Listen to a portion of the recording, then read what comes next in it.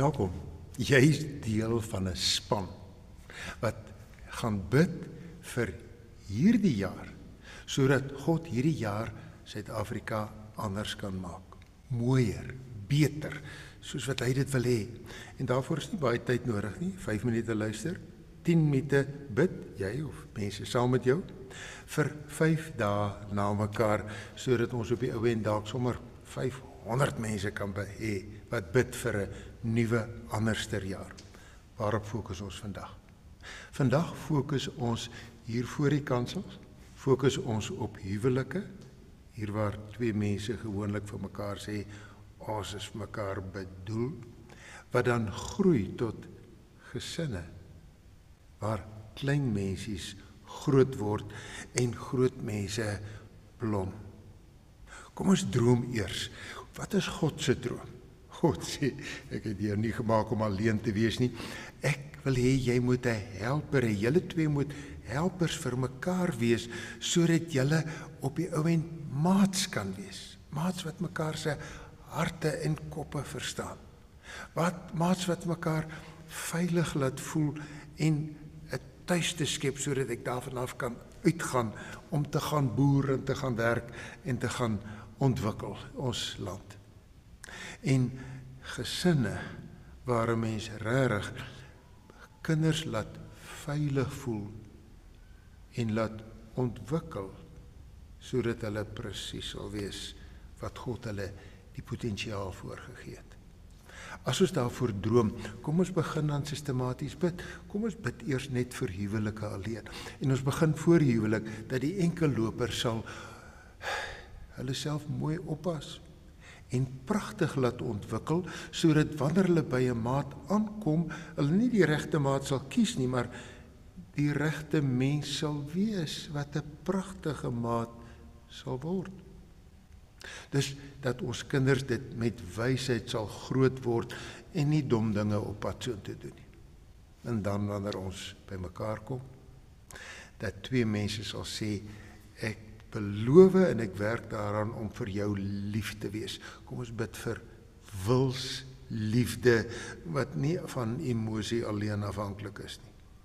Ons bid vir getrouheid, niks verneek nie, dat in my kop, in my hart en my gedagtes ek net vir jou sal wees.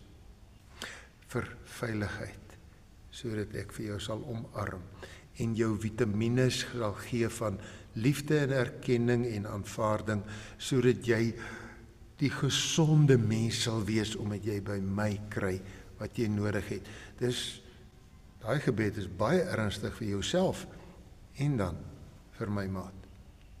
En dan bid ons nie net vir die mense wat nog gesinne het nie, maar kom ons bid vir die ou huwelike, dat ons tot in die ouderdom vir mekaar al hoe beter sal help.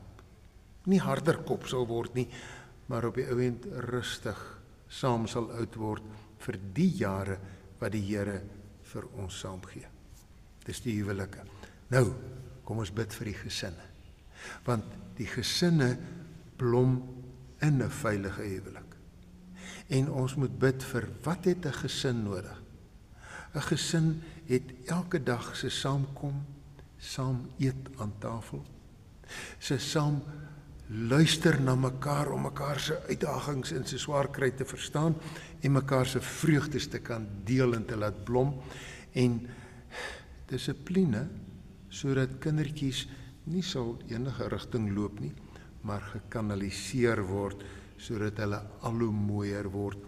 Gesinne waar God se woord beoefen en geluister word en waar daar rolmodelle is. 'n Pa en 'n ma wat is soos wat die Here wil hê 'n kind moet wees. Hy of sy moet maar net vir pa of ma naap. Maar kom ons bid ook vir Suid-Afrika gesin. Ek het reeds gister gesê, Suid-Afrika is partykeer nie 'n 2-mens span nie, maar 'n 1-ma span wat moet kinders grootmaak. En daarvoor het ons 'n dubbele porsie genade nodig. Kom ons bid vir elke ma of pa, wie ook al, of ouma of oupa, wat die taak moet oorneem en nie 'n spanmaat het nie. Dat daardie mens sal die genoeg krag kry. Nou, gaan maak jou lysie van jou huwelik, van ons gesin, van Suid-Afrika se huwelike en gesinne, en dan bid ons vir 10 minute lank. Maar ek wil sê, watter teks gaan ons help?